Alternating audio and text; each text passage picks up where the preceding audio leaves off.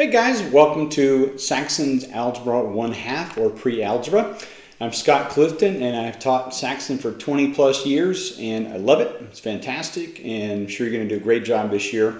One thing about Saxon's Pre-Algebra, there are two choices. You can do Saxon 8-7 or Algebra 1/2. Now if you do Saxon Algebra 1/2, you're working under the assumption that you do know fractions and decimals and percents and your times tables and addition and subtraction like lightning fast.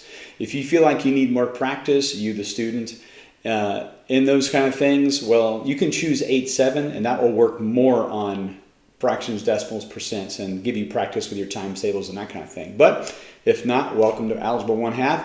We're going to do the best we can this year to knock this stuff out and hope you'll have a great year with it. So let's get started. All right, let's look at the Hindu Arabic. That is the number system, the numeral system that we use, and we have digits in that. So let's say 3 and a 1 and a 2. We all recognize that number as 312, and we'll talk more about what the digits mean in just a second. If you see a decimal point, that was an invention that lets you know. Let's say it's 312.5. Well, that means this part from the right over is 5/10. Just a simple way of doing that. If it's something like this, I don't know, let's say 8.07, that is 8, and that is not going to be 7/10, but that'll be 7/100. We'll move more into that as we go along. And let's do just another one. How about 7 and 3? That'll be 0/10, and then 7/100, and then 3/1000. So together, it's going to be 73 thousandths. That's tenths, hundredths, and thousandths. You should know, just as an educated young person, that the counting numbers are sometimes called natural numbers. They start with the number 1, so you just count like this, and so on. Whole numbers are a slightly different one. They start with 0, 1, 2, and then they go on and like that. So make sure you know the difference between a counting or natural number and a whole number. Okay, well, let's look at these values of digits in these numbers here. Let's look at this.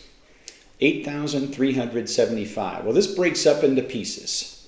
This means 8 times 1,000. I'm going to use dots instead of X's a lot of the time this year, just so you can get used to using dots instead of X's, because when we move into algebra, we use the actual letter X's and Y's and A's, and you don't want to get too confused by writing something like this. Then it looks like 8x, and then, is it a times 1,000, or is that, 8x or whatever? So we're just going to use a dot. Here, let's make a nice big size dot.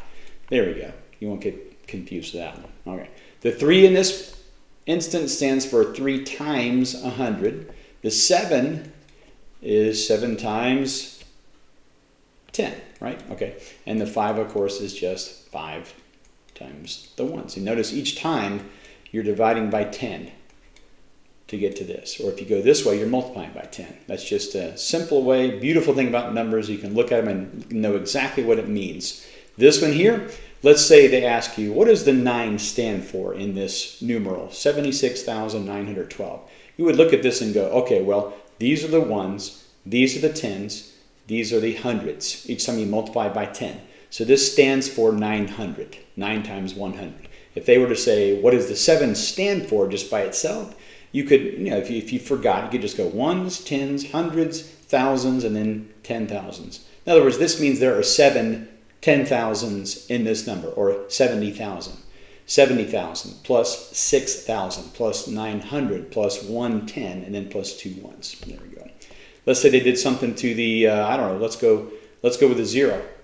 What does that 0 represent? 0 whats? Well, let's look at it. 1s, 10s, hundreds, then thousands. There are 0 thousands. There are, however, let's go to the 4. That'll be 10,000s. There are 9 10,000s. There are 4 hundred thousands. That's what gives us 490,238. That's the value of digits and numbers, okay? Now they will ask you to go backwards, or excuse me, we'll go expanded notation, then we'll go the other way in just a second. Now write this in standard notation. Standard means normal. Notation means the way you put things on paper for people to see. So we have 4 times 10,000. If you want to do it this way, you can just go like this, just do blanks. You've got 10,000, you know that. You've got some hundreds and you've got 1s. We'll just start with your 1s, do your 10s, do your hundreds, do your thousands, and then do your 10,000s. That's the highest number you have. So let's go ahead and put 4 times 10,000.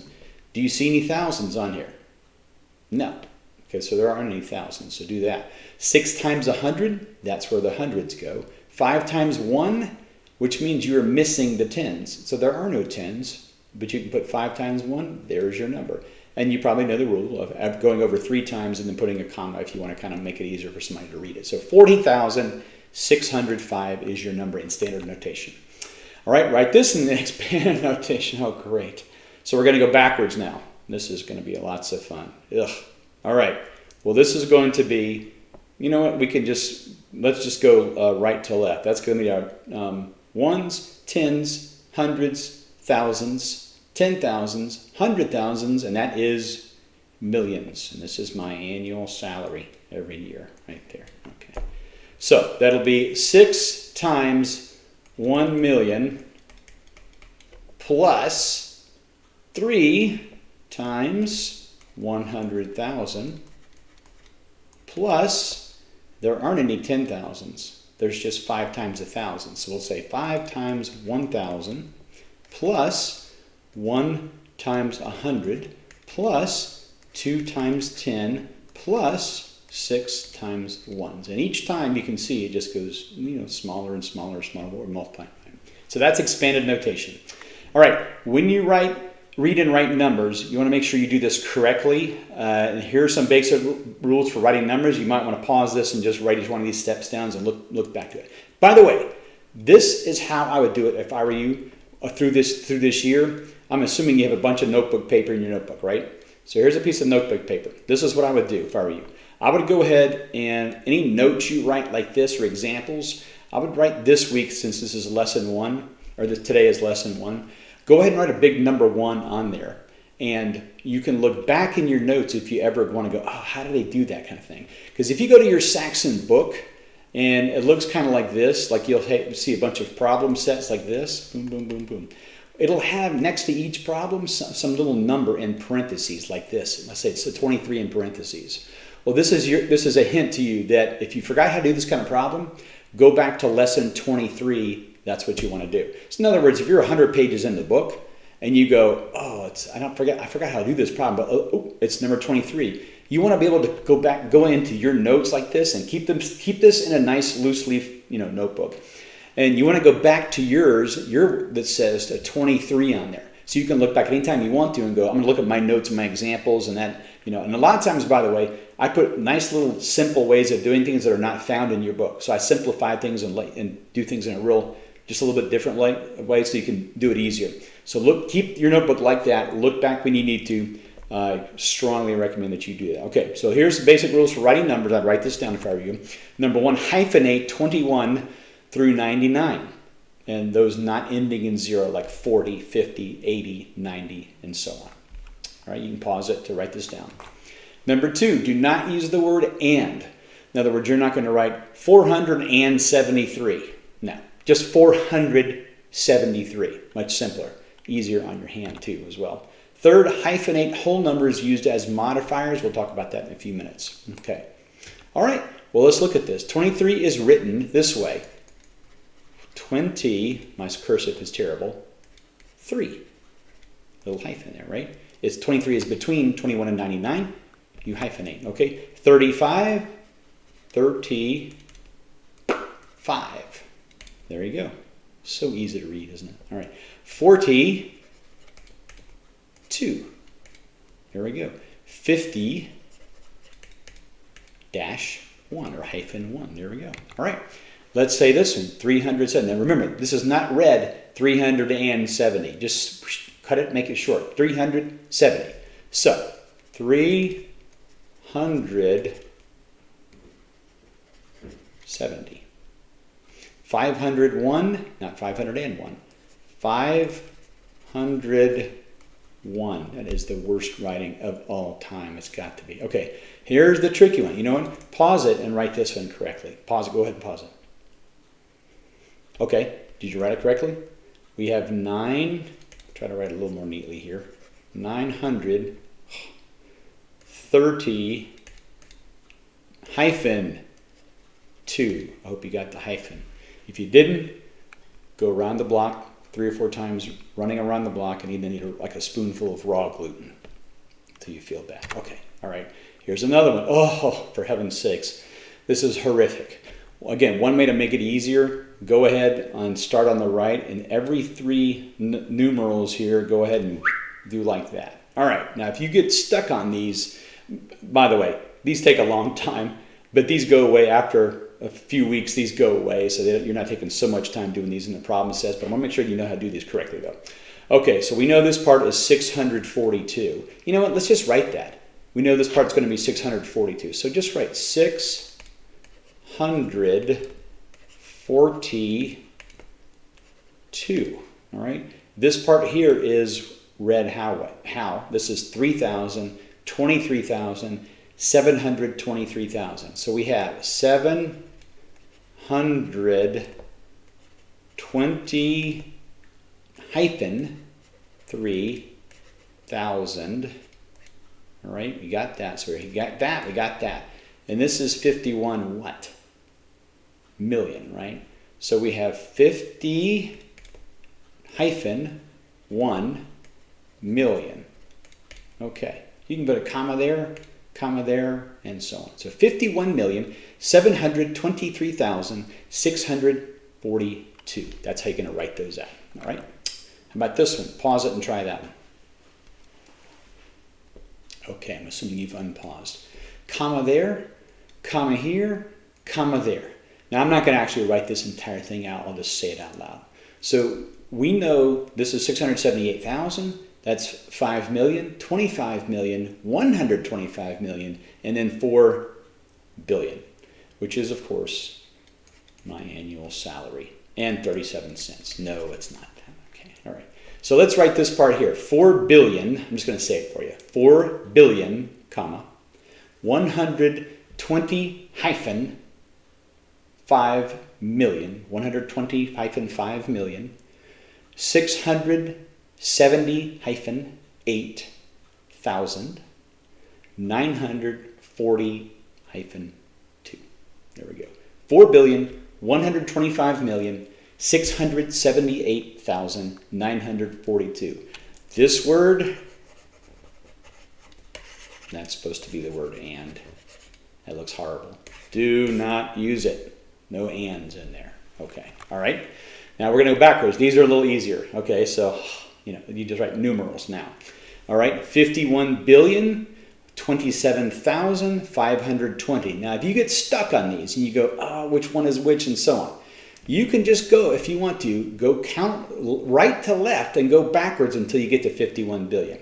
So let's go this. Let's do it real simply. Ones, tens, hundreds, you can put a comma there if you want, thousands, 10,000s, 100,000s, comma, millions, 10 millions, 100 millions, comma, and that's 51 billion. So that's going to be billions and then 10 billions. We got it? So we have 51 billion. That'll be 5 10 billions and 1 billion. 27,000. Well, wait a minute. 27,000. Where are they? That's ones, tens, hundreds, thousands, and then that's 10,000s. We have 2 10,000s, right? 27,000. So that's the 27,000. 520. 51 billion, and then all of a sudden we got nothing. So all these are zeros. We got no millions and no 10 millions and so on. There you go. Okay. All right. You should know, just be aware of these terms. And by the way, if you ever forget what a certain term means, in a second, go ahead and pause this, but I'm going to tell you right now. Look in the back of your book. There are 2 things in Saxon math that are nice. One is a glossary. That's a dictionary. That's in the back of your book after the additional topics. And after the glossary in your book is something called an index. And that's basically you go, oh no, I forgot how to do these or whatever type of problem. Look in the back of the book, the index. If you can't remember the problem set number, that'll help you as well. But on terms like these that we're going to talk about right now, if you ever forget, which you just try not to forget, but if you forget, go look in your glossary, okay? Let's define the word addend. An addend is something like this. These are addends, things you add together. A sum is the total of an addition problem. Now you align digits when you're adding according to what they are. Are they ones? Are they tens? Are they hundreds? And so on. And that's how you add up and down. All right. For example, let's say we have 4 plus 807 plus 3,526. What I would do if I were you, I mean, it doesn't really matter. At least it's good to have a way to do it. Just go ahead and take the one with the most digits and put it at the very top. 3, 5, 2, 6. Now, let's go ahead and take this one and exactly line it up to the right. 807. In other words, the ones are matching with the ones here. The tens are matching with the tens here, just like this. The 4 just goes to the right, and we add, we go, straight down. 6 plus 7, 13 plus 4 is 17. A 1 goes there. 1 plus 2 plus 0 is 3. 5 plus 8 is 13. You put the 3 there, and then boom, there you go, and that's it. Okay, all right, here we go. All right, let's try another one. This is dollars and cents. Same exact thing. We're going to line up the decimals this time. So let's go ahead and just write our $3.75. You don't even have to put the dollars. All right, plus $6. Now, how many cents are in $6? Well, 600. But I mean, there aren't any extra cents that like there are on this one. So let's just go ahead and line this up. $6 will be 6. You don't even have to put anything if you don't want to. If you want to, just stick some zeros in there. All right. 49 cents is represented as 0.49. And boom, and that's how you would add. I won't bother to do the addition right now. Okay. All right. Let's go ahead and look at practice problems on page 5. Go ahead and pause this right now. Pause this video and do the practice problems on page 5. If yours isn't exactly page 5, do the practice problems on page whatever. You should be getting the 3rd edition Algebra 1/2. That's what you want. The 3rd edition. It's very important. I should have mentioned that earlier. Those are the ones that still have the geometry integrated into the book. So 3rd editions is what you want. Practice problems. Pause it right now. Okay, I'm assuming you paused it, and we're going to come back here. Let's look at this together. In the number, and boom, boom, boom. What is the value of the 2? The value of the 2 is 2,000. 2,000's in the thousands place. Okay, write in standard notation. 6 times 1,000. Let's just write it together. That'll be 6. And then 4 times 10. That means there are no hundreds. That 4 goes there, 4 times 10, and then 3 times 1 is 3. 6,043. Write that in expanded notation. That would mean 8 times 10,000 plus 5 times 1,000 plus 2 times 10, and that's it. There are no hundreds, there are no ones in that one.